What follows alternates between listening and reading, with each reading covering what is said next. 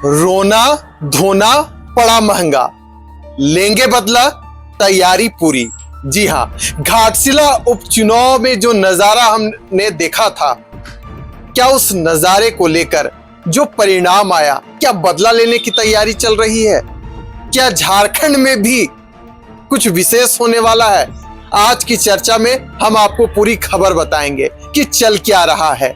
घाटशिला उपचुनाव में हमने देखा कि किस प्रकार से चंपाई सोरेन भी आखिरी समय में रो पड़े।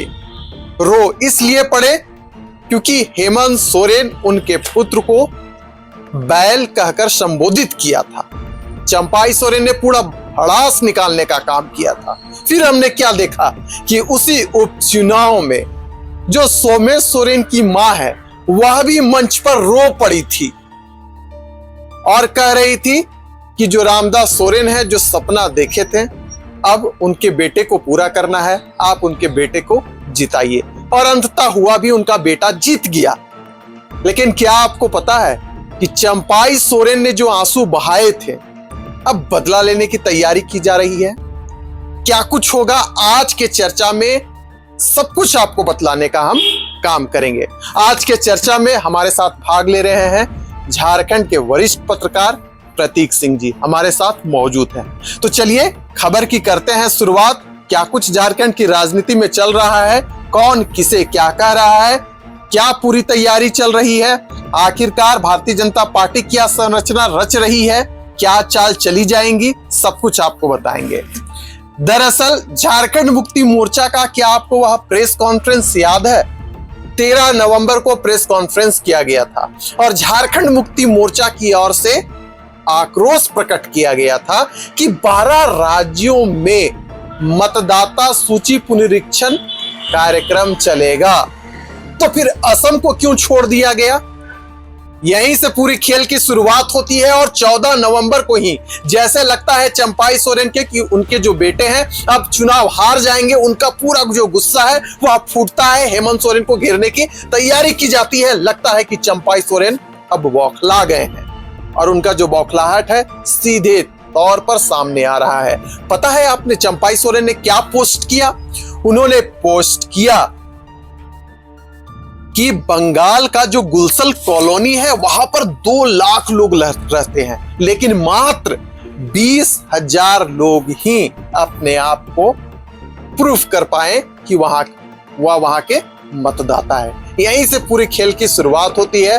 चंपाई सोरेन यहीं नहीं रुकते, वह कहते हैं कि जब SIR झारखंड में होगा तो जो घुसपैठिए हैं उनका पसीना छूट जाएगा।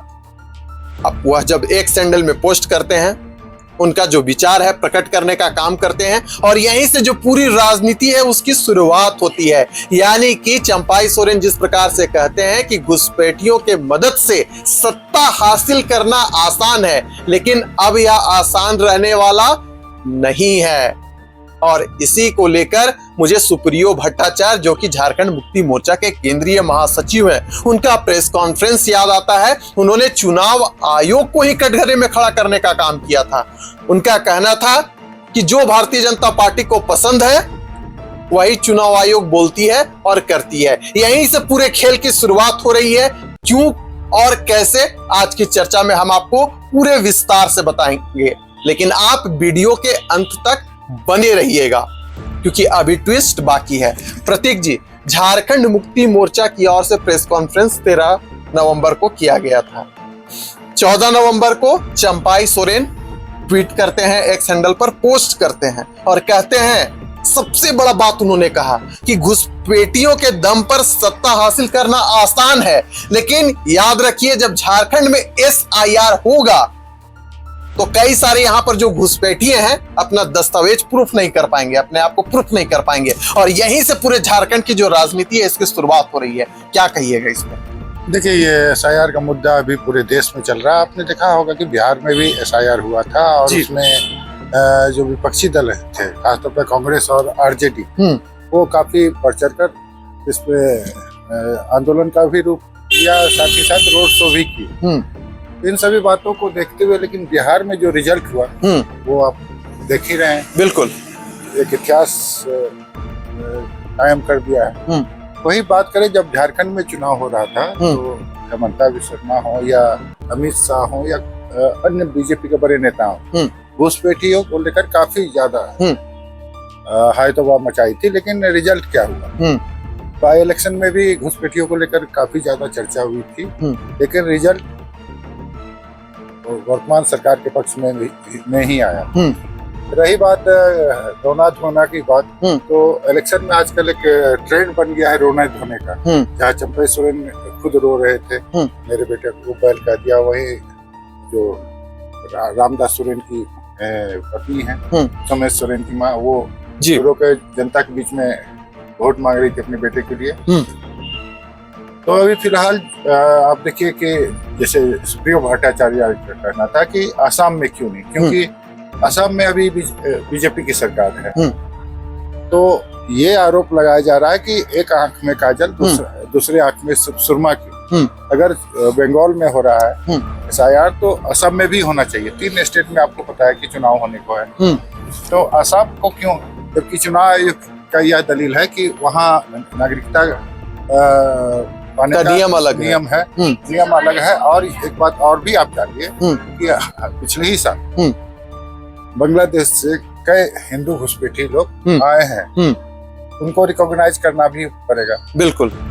तो 1 साल अभी चुनाव को है, तो एसआईआर क्यों नहीं? चुनाव आयोग के पास पूरा महकमा है, तंत्र है। अच्छा, चंपाई सोरेन ने जो एक्स हैंडल में पोस्ट किया, कई सारे सवाल उठ रहे हैं। उन्होंने कहा झारखंड को इंगित कर कि अगर झारखंड में एसआईआर होगा, यानी कि मतदाता सूची पुनरीक्षण अगर झारखंड में होगा, तो यहाँ के जो घुसपैठिए हैं वो अपने आप को प्रूफ नहीं कर पाएंगे। यानी कि जो उनका पोस्ट है, मुझे पढ़कर तो यही लग रहा है, जो राजनीतिक विशेषज्ञ हैं वह भी इस बात को सोचने में मजबूर हो गए हैं कि क्या घुसपैठियों के दम पर यहाँ पर सत्ता हासिल की जा रही है, क्योंकि उन्होंने वहां पर मेंशन किया है। कई सारे सवाल उठ रहे हैं। सवाल यह भी पूछा जा रहा है कि आखिरकार हेमंत सोरेन को ही टारगेट में क्यों लिया जा रहा है। घाटशिला उपचुनाव में अगर हम देखें, उनका बेटा हार गए। घाटशिला चुनाव 2024 को अगर देखें तो उनके बेटे ही प्रत्याशी बनाए गए थे, वह चुनाव हार गए। लेकिन यही चंपाई सोरेन थे, जब झारखंड मुक्ति मोर्चा में थे तो कहते थे कि आदिवासियों की अस्मिता लूटने का काम भारतीय जनता पार्टी करती है। यह जो पार्टी है व्यापारियों की पार्टी रही है, आदिवासी से इन्हें कोई मतलब नहीं है। आज वही चंपाई सोरेन का आदिवासी प्रेम जाग चुका है, आदिवासियों के हित में खड़े हैं। कह रहे हैं कि झारखंड में जो बांग्लादेशी घुसपैठ है वह हावी है, तरह तरह की बातें की जा रही है। यानी कि 2029 को सोचकर जो बयान है, जो पोस्ट है, वह किया जा रहा है। यहीं से सवाल उठ रहा है कि आखिर चंपाई सोरेन इतना ज्यादा क्रोधित क्यों है, क्यों बार बार हेमंत सोरेन को लपेट रहे हैं। सवाल टूटता ही है। मेरा तो सीधा सवाल है, क्या हेमंत सोरेन घुसपैठियों के दम पर सत्ता में काबिज हो पा रहे हैं, जैसा कि चंपाई सोरेन के पोस्ट से मतलब नजर आ रहा है, सामने निखर कर आ रहा है। प्रतीक जी, इन सब चीजों को लेकर आपका मंतव्य क्या है? क्योंकि हमने देखा 2024 में बांग्लादेशी घुसपैठिया का मुद्दा आया था, असम के जो मुख्यमंत्री हेमंत बिस्वा शर्मा लाए थे, Bharatiya Janata party totally flop हो चुकी थी। क्या मंतव्य रहेगा आपका, क्या विचार है? देखिए, ये राजनीति है विशाल। मैं बार बार आपको बोलता हूँ, आरोप प्रत्यारोप लगते रहते हैं। वही अगर बात करें सत्ता पक्ष की, या जेएमएम की बात करें, या कांग्रेस की बात करें, या आरजेडी की, उनका कहना है कि ये केंद्र में किसकी सरकार है, बॉर्डर पर किसकी सुरक्षा है, आखिर ये घुसपैठिया आ रहे हैं तो कैसे आ रहे हैं। बिल्कुल। तो आप देखिए, जहाँ चंपाई सोरेन ठीक है वो आरोप लगा रहे घुसपैठ, लेकिन घुसपैठिया आ रहे हैं तो कैसे आ रहे हैं। बॉर्डर सिक्योरिटी फोर्स क्या कर रही है, एसएसबी क्या कर रही है, गृह मंत्री अमित शाह क्या कर रहे हैं। अगर जिस तरह से आपको अमेरिका में जिस तरह से भारतीय को जो अवैध रूप से गए थे, उनको किस तरह से डिपोर्ट किया गया, पैरों में हथकड़ी, हाथों में हथकड़ी बांधकर डिपोर्ट किया गया। तो जब इतनी स्ट्रांग गवर्नमेंट है आपकी, तो यहाँ तो सत्ता पक्ष भी कह रहा है अगर जो घुसपैठिया है उनको डिपोर्ट किया जाए तो उनको खोजा जाए। आप देखिए, दिल्ली इलेक्शन से पहले दिल्ली में जब चुनाव हो रहा था, घुसपैठियों को बहुत तेजी से खोज रही थी दिल्ली पुलिस, और डिपोर्ट करने की भी बात हुई थी। लेकिन वर्तमान में अभी देखिए 1 साल हुए हैं, 4 साल बाकी है। ठीक है, एसआईआर झारखंड में भी हो, जो घुसपैठी है, बिल्कुल जाहिर सी बात है देशद्रोही है, केंद्र सरकार हो या राज्य सरकार, उन्हें संज्ञान लेनी चाहिए और उन्हें डिपोर्ट करनी चाहिए। अच्छा प्रतीक जी, मेरा एक और सवाल रहेगा कि 2024 झारखंड विधानसभा चुनाव में हमने देखा था कि बांग्लादेशी घुसपैठिए का मुद्दा उठाया गया। राष्ट्रीय अनुसूचित जनजाति आयोग है, उनकी ओर से भी रिपोर्ट सौंपा गया। भारतीय जनता पार्टी का अहम मुद्दा रहा कि झारखंड में बांग्लादेशी घुसपैठिए हावी हैं, संताल की डेमोग्राफी बदल रही है। कई सारे जो सवाल हैं एक साथ झारखंड की राजनीति में तैरते रहे। परिणाम आया, सब कुछ शांत हो गया, लेकिन जो मुद्दा है अब तक भारतीय जनता पार्टी ने छोड़ा नहीं है। चंपाई सोरेन इसे हवा देने का काम कर रहे हैं, बार बार संथाल का जिक्र किया जा रहा है। लेकिन वहीं दूसरी ओर देखिए, जो सत्ता पक्ष है कह रही है कि एक विशेष जाति को टारगेट भारतीय जनता पार्टी कर रही है। जिस तरह कहा गया कि असम में क्यों नहीं, बाकी राज्यों में क्यों नहीं, कई सारे एक साथ सवाल तैर रहे हैं। मेरा आखिरी प्रश्न आपसे रहेगा कि क्या चंपाई सोरेन ठान लिए हैं कि किसी प्रकार हेमंत की जो सत्ता है उसे उखाड़ना है, आदिवासियों का सबसे बड़ा चेहरा बनना है?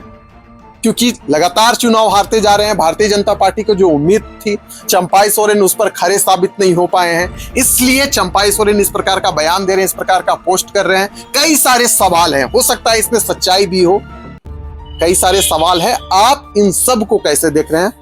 आखिरी टिप्पणी आपसे। देखिए, चंपाई सोरेन जाहिर सी बात है एरी चोटी एक कर दिए थे घाटशिला चुनाव में अपने बेटे बाबूलाल सोरेन को जिताने की। जी मिला क्या उन्हें? पिछली बार जितने मतों से वो उनके बेटे हारे थे, इस बार 10-12 हजार ज्यादा हो गया, 38,500 वोट से हारे। वहीं जयराम महतो की पार्टी वहाँ अच्छा की। और फेल्योर सिर्फ चंपाई सोरेन का ही नहीं, जो प्रदेश अध्यक्ष है बाबूलाल मरांडी हो या जो राज्य के बड़े नेता हैं, उन सभी का फेल्योर है ये जी। और जो केंद्र में सरकार है या बीजेपी के आला कमान है, काफी गंभीरता से देख रहे हैं।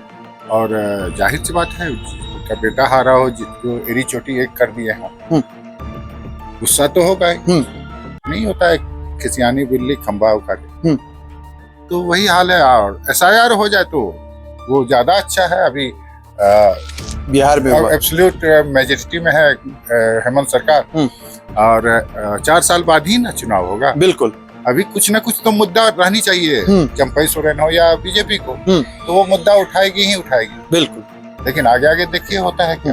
बिल्कुल आपने सही कहा कि आगे आगे देखिए होता क्या है। लेकिन एक बात तो तय है कि जिस प्रकार से चंपाई सोरेन हेमंत सोरेन को कटघरे में खड़ा करने का काम कर रहे हैं, कई सारे ज्वलंत विषय को उठा रहे हैं, चाहे वह आदिवासी समाज से जुड़ा हुआ मामला रहा हो या जिस प्रकार से संथाल की जो डेमोग्राफी परिवर्तन हो रही है उसकी बात हो, तो देखिए यह जो मुद्दा है अपने आप में बड़ा बनता जा रहा है। और इन्हीं मुद्दे को लेकर भारतीय जनता पार्टी जो है लगातार राज्य में गठबंधन सरकार को घेरने का काम कर रही है। लेकिन इस बार जो बीड़ा है वह चंपाई सोरेन ने उठाने का काम किया है।